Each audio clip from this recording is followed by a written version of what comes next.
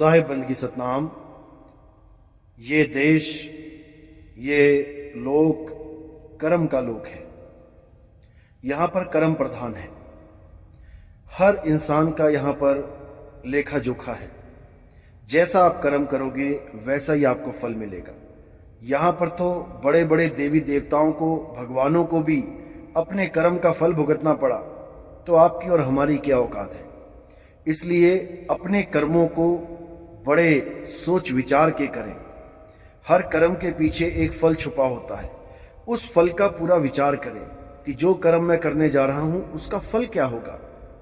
उस फल को अगर अपने सामने रख लेंगे तो आपका कर्म सुधर सकता है, क्योंकि ज्यादातर कर्म हम वो कर बैठते हैं जिसका हमने सोचा भी नहीं होता कि फल क्या मिलने वाला है। इन्हीं कर्मों की वजह से हमारे पाप कर्म बढ़ते हैं और ज्यादा से ज्यादा हम पुण्य बढ़ाने के चक्कर में अच्छे कर्म करते हैं। लेकिन बताना चाहूंगा कि दोनों ही कर्म, चाहे वो पाप हो चाहे वो पुण्य हो, ये बंधन का कारण है।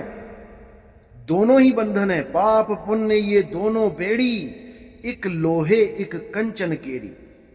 पाप करोगे लोहे की बेड़ियां मिलेंगी और पुण्य करोगे सोने की बेड़ियां मिलेंगी, लेकिन मुक्त नहीं हो पाओगे। इसलिए दोनों कर्मों से मुक्त होने के लिए गुरु की शरण में जाना चाहिए। गुरु तुम्हें विधि बताता है कि दोनों कर्म करते हुए भी तुम कैसे मुक्त अवस्था को प्राप्त कर सकते हो।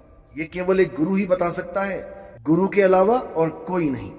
इसलिए गुरु जरूर बनाएं और अपने जीवन का कल्याण करें। साहिब बंदगी सतनाम।